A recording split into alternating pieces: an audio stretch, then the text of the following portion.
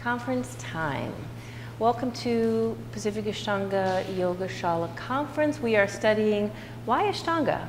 Of all the different things you could do on a Saturday morning, you're all here, and so we're studying the history of yoga, of Ashtanga, and just the beautiful details of what makes this particular methodology unique and special.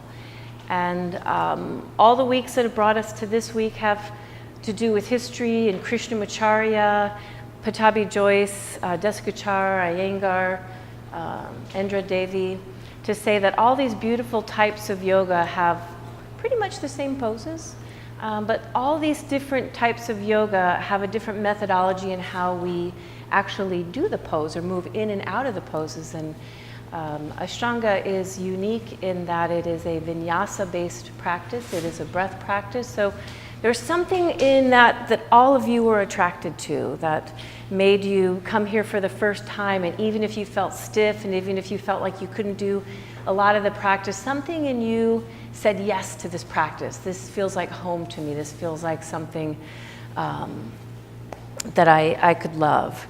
And so this week I wanted to give you something to think about, but also a different way for you to look at the Ashtanga yoga practice.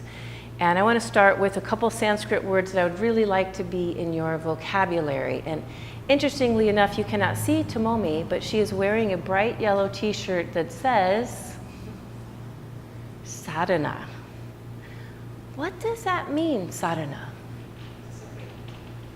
It means something different actually in Buddhism than it means in yoga, but it means to practice. It means the practice. And the other word then would be sadhaka, which means the practitioner. So one more word I want you to learn, this is actually three, I said two, is abhyasa. Who can tell me what abhyasa means? Is that Italian? Continual, constant. It means a spiritual practice that is long-term and consistent. So something that you do for a very long time and you're very committed to. So in the practice of Ashtanga, we are committed, and I always say there's 3 Ds that you sort of commit to. And one is dedication. It takes dedication to be an Ashtangi. It takes discipline to be an Ashtangi. And it takes devotion. I feel like it's a spiritual practice. There's some devotion involved in it.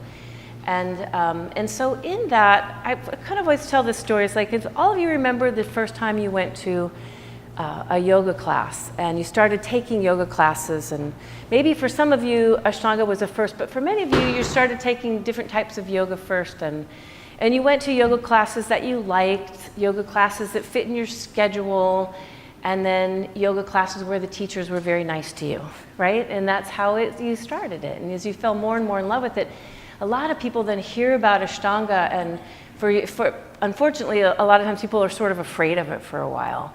But oftentimes what I find is people try Ashtanga when they're ready to move deeper into their practice. Is one of the ways that people kind of come into Ashtanga.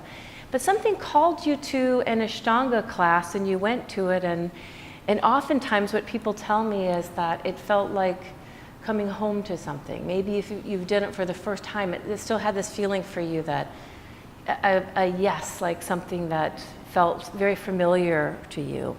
And so when you did that and you started coming to your Ashtanga practice, as you remember, it's so fun for me because I remember for most of you, I remember your journey. As you started coming to class more and more and more and more, at some point, it shifts from being this yoga class that you go to that fits into your schedule, and it becomes sadhana. It becomes your practice. And how does that feel even when I just want all of you to sort of just sit with this for a minute to say, and maybe someone says to you, hey, I hear you do yoga. And there might have been a time where like, yeah, I go to yoga classes over at Pacific Ashtanga. But at some point it shifts, and when someone asks you about your yoga, you say, yes, I practice Ashtanga. It is my practice. What does that feel like? Just to hear me say that for each of you. When you feel like you made that shift, you say, this is my practice. Rachel, what do you think? Nostalgic. Yeah, it's a sensitivity, like, yeah. To use one of your words, what I feel, one of the D's is devotion. Yeah. So I feel devoted. Yeah, I feel devoted to it. It's a perfect word. Because I think the difference for me, even as a practitioner myself, but also as a teacher, I feel like this shift happens when I say, this is my practice, that it belongs to me. I'm responsible for it.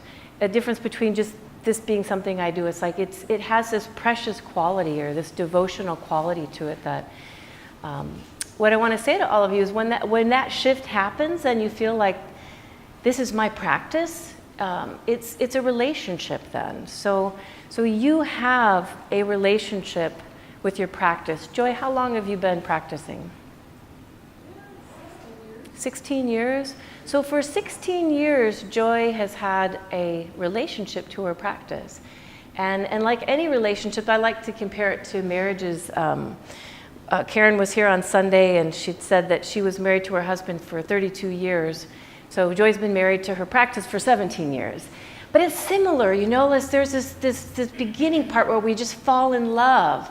I was just saying to Shannon today that she's just came to 4 classes this week, and we're like, you're in that I'm falling in love stage, you know, where you're like, I love you, practice, you make me feel good, and I look better, I feel better when I'm with you, and you know, there's all this. But then in 17 years, I come back to Joy, she's had her hips replaced, and she's had a shoulder replaced.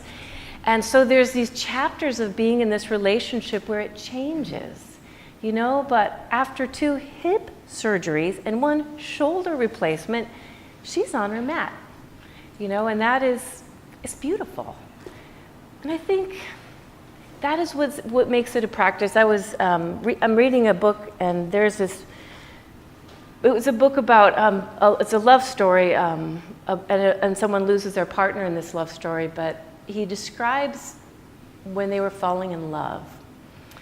And he said, at some point, you know, you're falling in love with somebody, but there's some point in that relationship where there's something that happens in your mind where you're like, could this be that person? Could this be someone that I could love for a long time? Could this be the person that I want to love for old, right? For when we get old together.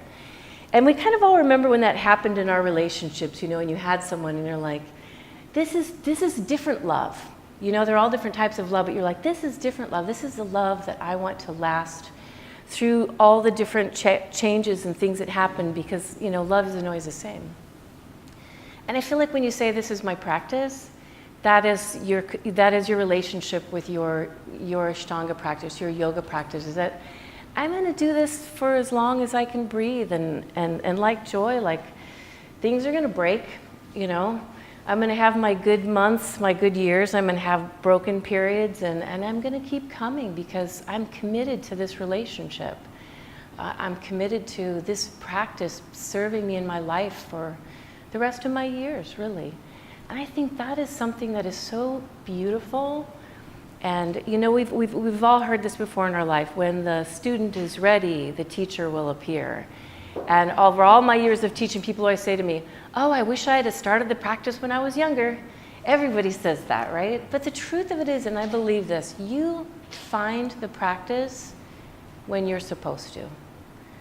I believe that with all my heart, and it's when not even just when you're ready for it or when you need it, but I believe that. And so for all of you, I think this: you could have turned right, you could have turned left, you could have lived here, you could have lived there, but this was on your path, and you recognized it as something that was important on your path, and took it on as a practice. And you know, for that, I have to say, like, it's such a beautiful thing. And I want all of you to think of it. Just introducing, sometimes I love language, because when you hear something in another language, like Sanskrit, but then you translate it, and it helps like bring depth and meaning to what we're saying. And I remember when I lived in Thailand, someone was describing to me what the word I understand means in their language. It translated to I take it into my heart.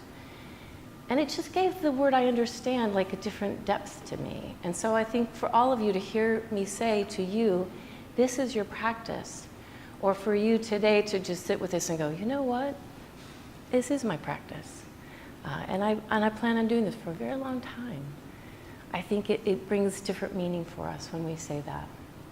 So your quotes for this week are two different quotes. One is hanging here in the Shala since the day we opened over 13 years ago. It's a Zen proverb, and it says, "You must know that the fire you seek is in your own lantern."